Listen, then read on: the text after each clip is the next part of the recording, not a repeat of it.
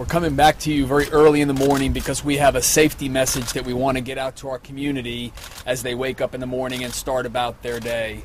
There have been reports in the media that this device was triggered by a tripwire, and we are here to say that that is a possibility. We understand that those reports are out there, and it is very possible that this device was a device that was activated by someone either handling, kicking, or coming in contact with a tripwire that activated the device.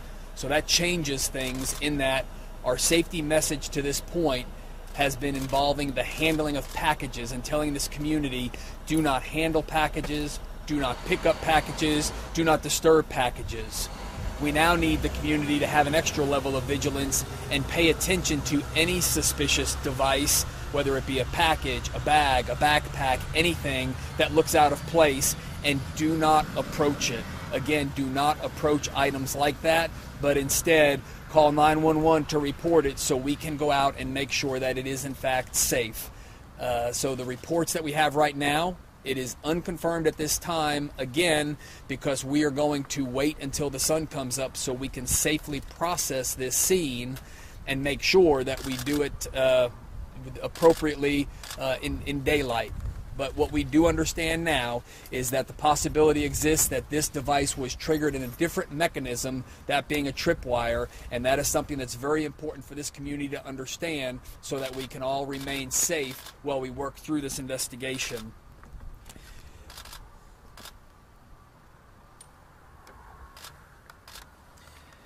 I'm going to put out two other messages. This first one we were asked to put out from AISD, and Austin Independent School District families in the Travis Country neighborhood. We are aware of police activity in your area. We are working with the Austin Police Department to take appropriate measures.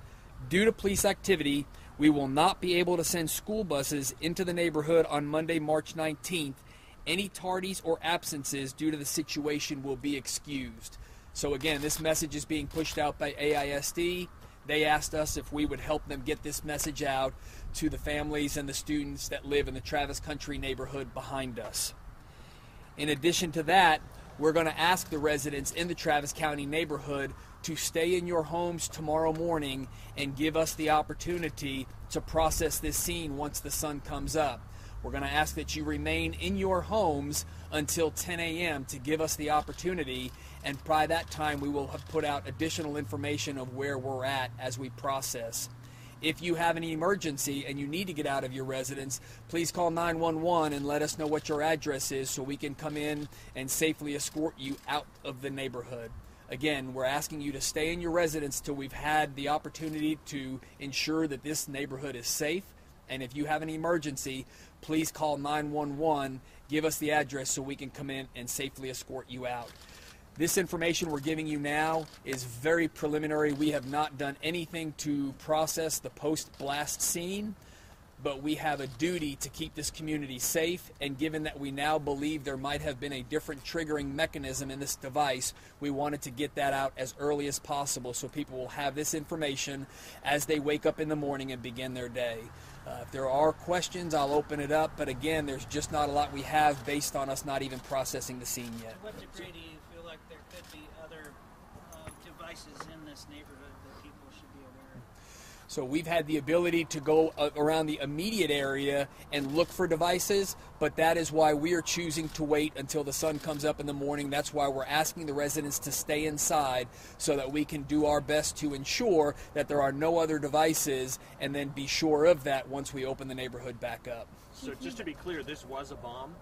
What we know right now is we've had an explosion take place, and we do believe, based on what we've seen, that this was a bomb that exploded. However, we are not believing that this is similar to the previous ones, as in packages left on doorsteps, but instead this was some type of a suspicious package that was left on the side of the road that detonated and injured these two men that were hurt earlier tonight. So you don't know at this point if it's connected to the other bombings? We're working under the belief that they are connected. However, we have not, again, processed the scene. So once we go in and do the post-blast analysis in the morning, we'll have a better idea if the components of this device are similar to the other components. and it ultimately may rely on the results from laboratory examination to come to a final confirmation of that. But we are working under the belief that this is related to the other bombing incidents that have occurred in our community over the past week and a half. How's the potential Were use? taken to the hospital? Were they neighbors, residents? I don't have that information.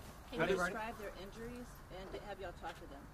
I know there were some initial conversations, but I'm not sure once they got to the hospital how much additional interviewing was able to take place. But I was told that they were treated for non-life-threatening injuries, but I don't have any additional information on their status at this time. Again, we're focused tonight. We don't normally come out at this time of the morning, but we have a safety message we want this community to hear as soon as they get up in the morning. Were they riding their bikes? Struck by nails from the bomb? Well, obviously these explosions are using different types of projectiles that are included in the device, and I'm not sure yet, again, not having processed the scene, what evidence is in the scene from the blast, and I've not been to the hospital to know what injuries these men sustained and what was the mechanism of them. Last question. Were they riding their bikes at the time on the sidewalk? I'm aware that they were either riding or pushing the bikes is what we believe. Thank you. How does the potential use of a tripwire